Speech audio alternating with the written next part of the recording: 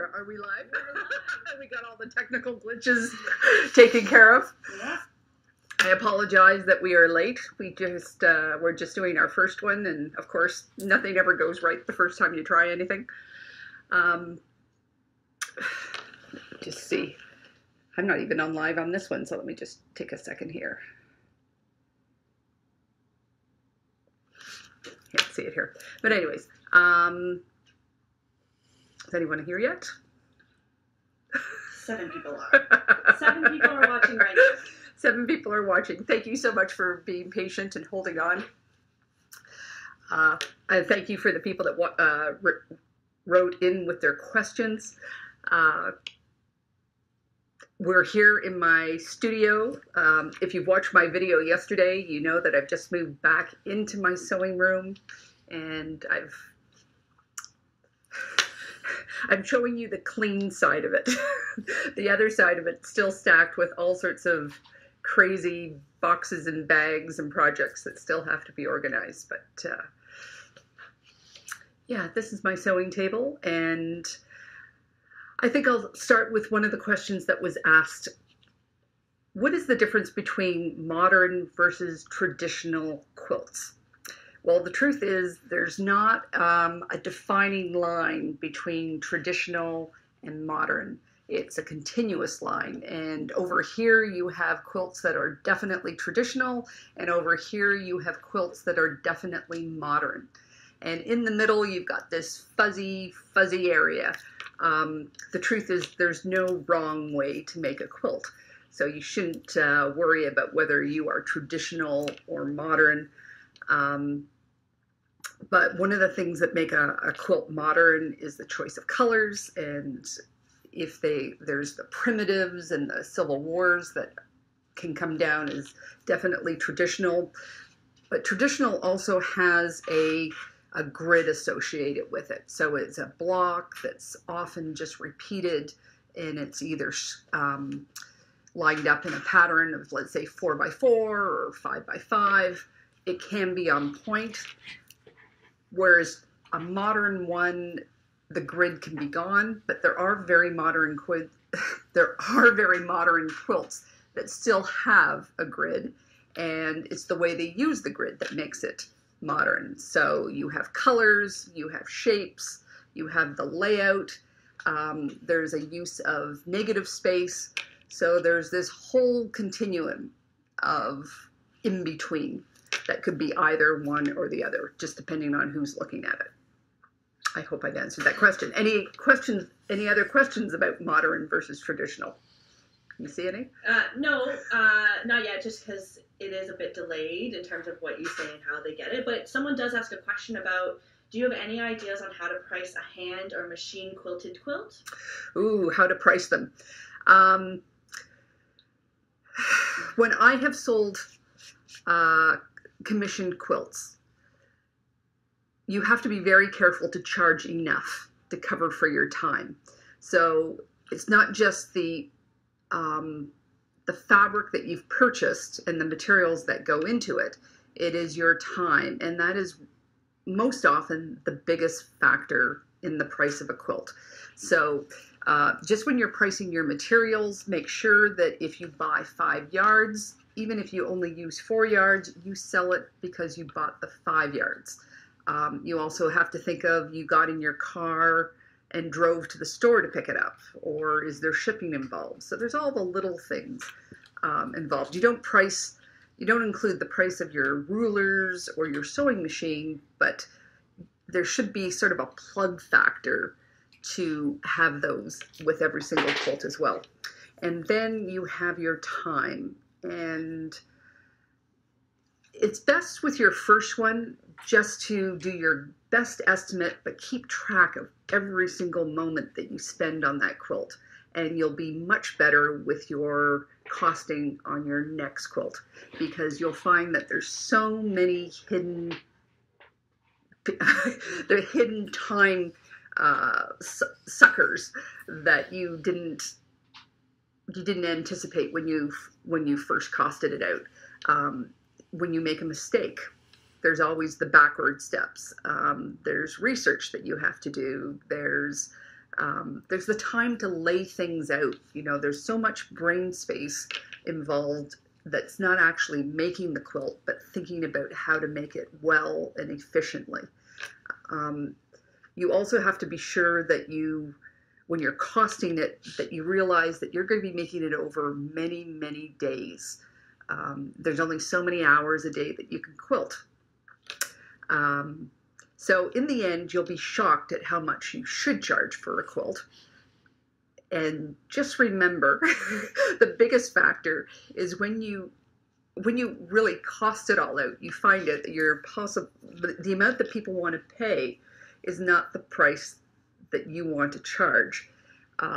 So quite often, the answer is you don't make that quilt for that person because they're just not willing to pay you enough. You've got to be able to walk away. I hope I've answered that question.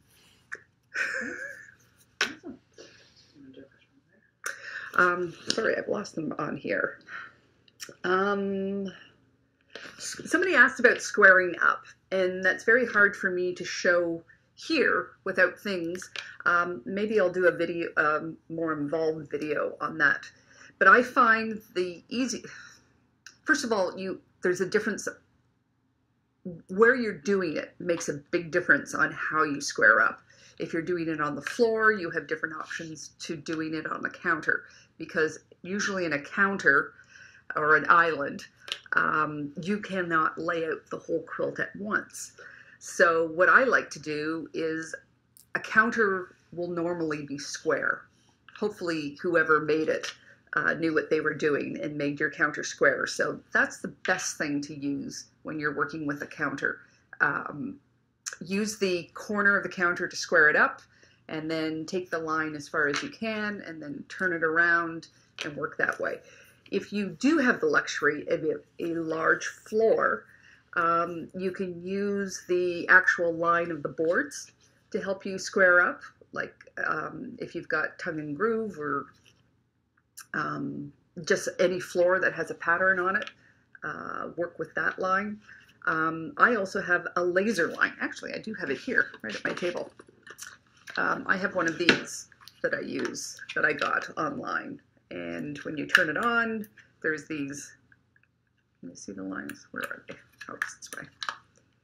So you can just see the lines. They come out, and they help. I actually use this a lot to draw lines on my quilt for quilting as well. And I use it to cut my batting or any like large pieces that I need a straight line. This really helps just to give that first rough cut before you do the sharp one. Huh. There is a question from Beverly Phelps. She is wondering what your favorite gift to give to a quilter is. Ooh, favorite gift to give to a quilter. The trick with giving it to a quilter, another quilter, is they have a particular style which can be quite different from yours. I have received many lovely things from other quilters that I keep. I actually even have some of them right here. Just a little bag like this. Somebody gave me as a gift, which I absolutely love. A fun and cute pin cushion are always fun. But my quilty friends, I would actually prefer to give them a meal out where we can sit down and we can talk about quilting experiences, or maybe if we're on a trip, just treating them to something along the way, getting our nails done together, having a manicure or a pedicure. Those are all fun things that I like to give other quilters.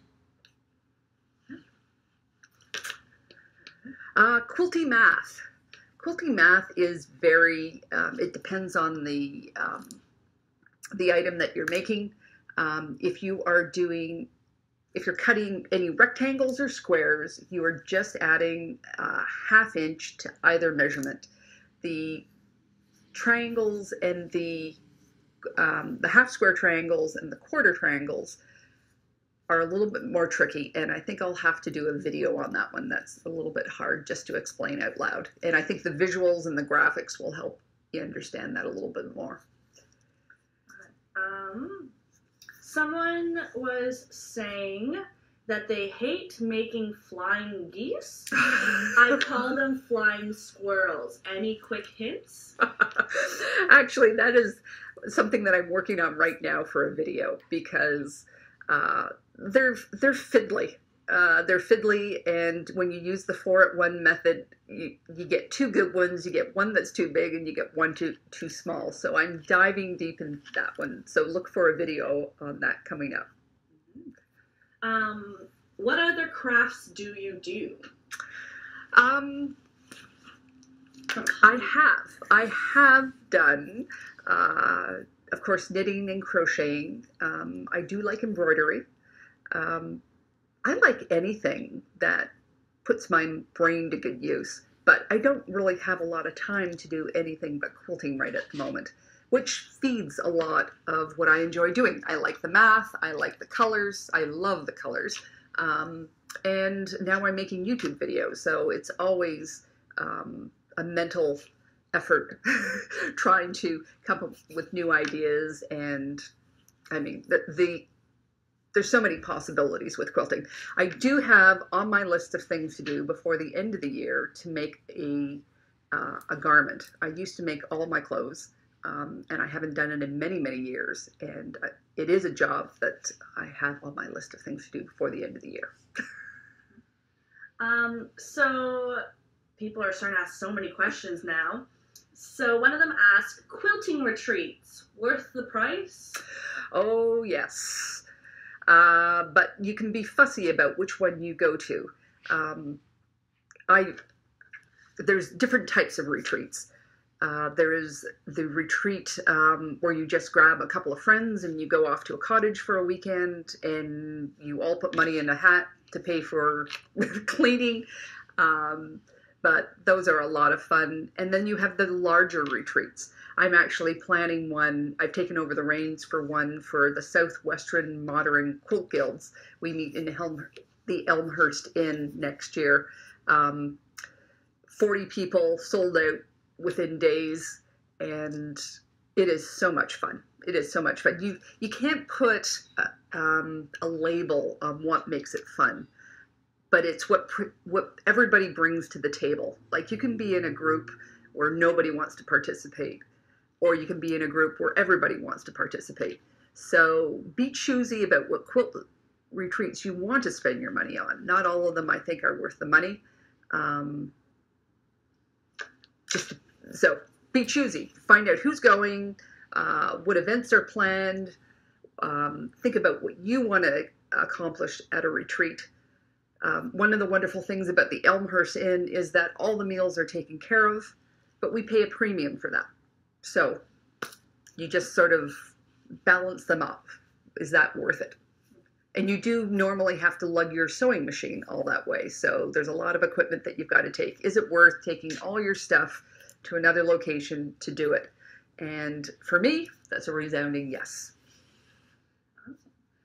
Do you make your scarves? No, I do not, but I am thinking about them. I was looking online about some infinity scarves. I mean, I certainly have enough fabric to do it. These are, I love scarves. I think it may have been just a time of life I came to, and they now help just hide my neck and hide the dribbles that always end up on my shirts. But no, I haven't made any yet, but I hope to in the future. Favorite charity project? I participate with a couple of friends, and we make baby quilts for families in need down at St. Mike's Hospital in Toronto. I was brought into this charity. This group of women had started before me, and I was brought in, and I really enjoy that. Baby quilts are fast and easy, and I find they're really great projects to do in between big projects. And as you've seen, I've also been able to experiment. So I've done some shrinkage exercises. I can test some patterns with them. I can play with colors that I don't normally play with, which is always interesting. And then if I don't like it, you know, it's done very quickly. And it also burns up a lot of my stash that I may or may not want. So that's my favorite one. I'm thinking of looking up some dog shelters, because many people talk about all those small little scraps and the threads and the cutoffs and everything. They're great to make dog shelter or animal shelter beds out. And I would like to do that to help in the recycling. All right. Another viewer said, I've just recently found your YouTube channel. How long have I been missing out? I started doing some guild videos for our challenge, our block challenge, at the beginning of last year. And then I started doing some videos on how to go to QuiltCon, because I found my first QuiltCon was very overwhelming, and I thought I could make a couple of videos so people could be more prepared for their first QuiltCon. And then something switched. I'm not quite sure what it was. And I thought, you know what, maybe I can make a real channel out of this. So I started with my 5 beginner mistakes that I made, and I've just gone from there. And thank you very much to everyone who watches, because I really do enjoy making these videos. Right. Do you hand quilt, and your thoughts on combining hand and machine quilting? Oh, there's no problem combining machine quilting and hand sewing. I see many projects where it's just gorgeous. I'm working right now on a new hexagon. I'm going to pronounce it wrong, Millefiore. And when I keep talking about a 5-year project, this is my 5-year project. I was advised to start with hexagon number 5. I've now gone back and I'm just finishing number 1, which is the big one. And I think I'll be lucky if I finish it by 2021.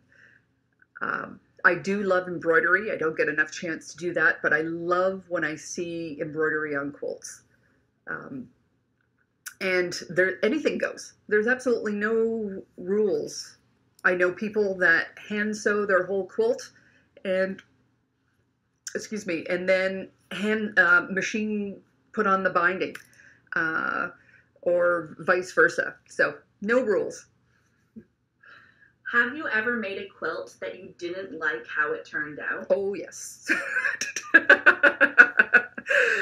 One of my beginner mistakes was I love to make the patterns overly complicated. And I took some fabric that I actually absolutely loved, cut it into pieces that were too small to hold the pattern. That is, the pattern on the fabric was totally lost with the size of pieces that I used. And I used way too many fabrics to make a very simple design. And yeah, lesson learned. As I've become a bigger quilter, I've streamlined that process. I no longer feel the need to use 700 different fabrics with every quilt. Good. Do you have another question? Cutting straight.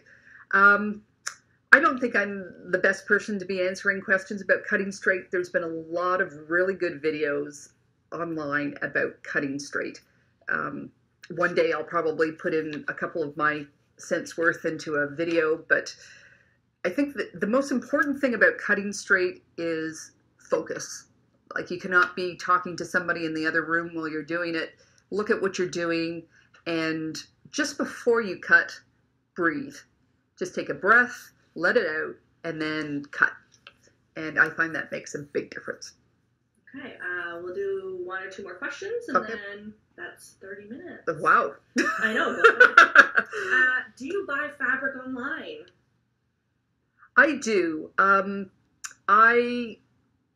When I was first trying to gather up my stash, because I like to shop for my stash when I'm making a quilt. I don't like to go to a quilt store and say, what am I going to use for this? I like to take a look at what I have and in the comfort of my home, decide on the quilt pattern.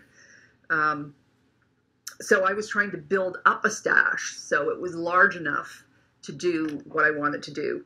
And I participated in a number. Fridays Off has a really good club where you get 6 or 12 curated pieces every month. I belong to the Sew Sisters Kona Club, and I think I was in the Calf Facet for a little while. Then I realized I didn't really care for Calf Facet and canceled it. So I find, and just buying in general online, if I know specifically what I need to buy, I will buy it online. But for me, it's a much more tactile experience of going out and looking. I think the most important part, whether you're buying online or you're buying in a store, is that you have a budget so that you just don't go in and buy everything that you like. Because that's the real trick, is you're always chasing, when you're online, you're always chasing that free shipping. And you end up buying things that you don't actually need or you didn't intend to buy. Yeah. Is there a specific quilt size that you are partial to? There's no particular size that I'm partial to. Definitely making a baby quilt. I either make them 40 by 40 or 36 by 40. And I'm partial to that because that's what's fit. That's the width of fabric, and I can easily do a back. My friends and I, we sit down and we do a weekend of quilting. One of them has a long arm, and we roll the whole roll of fabric onto one part, and we just keep going. We just roll it through. So we want our baby quilts just to fit on easily with no fuss. One thing I'm not crazy about square quilts. I know that's when you have a medallion quilt, you end up with a square, but I try to avoid a square quilt if I can, because the beds are not square. It really comes down to that. Beds are not square. Okay. I don't know if you want to do another question from your list. Or... The last one I wanted to talk about was how to make quilts people want to receive. We all have that horror or worry when we're making quilts that the person that we give them to is going to give them to the dog, or they'll just be stuffed in a cupboard somewhere. So go back to my videos on color theory and how you found your own color zone. Everybody has their own. So really be cognizant that the person that you're giving it to has their own color zone. I've seen so many times online, people say, oh, my daughter wanted a gray quilt. Does anybody have any patterns? And people show gray and pink and gray and green or whatever. No, your daughter wanted a gray quilt. That's no color whatsoever. And that's not your color zone. And it's very hard to sew outside your color zone. But that's what your daughter wanted. So if you want your daughter to want the quilt that you make it in the colors that they want. And the other thing is, I'm not big on surprises. Surprises can be nice, but when you're investing so many hours in a quilt, you want to make sure it's something that somebody wants. And one of the ways is by asking questions ahead of time. So running by a number of quilt patterns, or again, the color palette, making sure that you've nailed down the color palette. You know, like somebody might be a big sports team person, but those sports team colors are not in their color palette. Like, so instead of going for the bright orange, maybe there's a muted desaturated orange you can use. And just get those colors and have them part of the process, because you'll find when they are invested in it, they love it. It will be a treasure that they'll have forever and ever, and they'll really appreciate it more. I want to thank Taylor for showing up. Taylor is my cousin, and she's helped me run this Facebook Live. Thank you very much for showing up. This was quite nerve-wracking for me, being live. I'm not able to splice out all the uhs and the thes and the jests and all my repeated words. Hopefully I haven't stuttered too much. Hopefully I've said all the words correctly and not stumbled over them. But thank you very much. I really I really appreciate all your support. And if you haven't watched it, I dropped a new live video yesterday.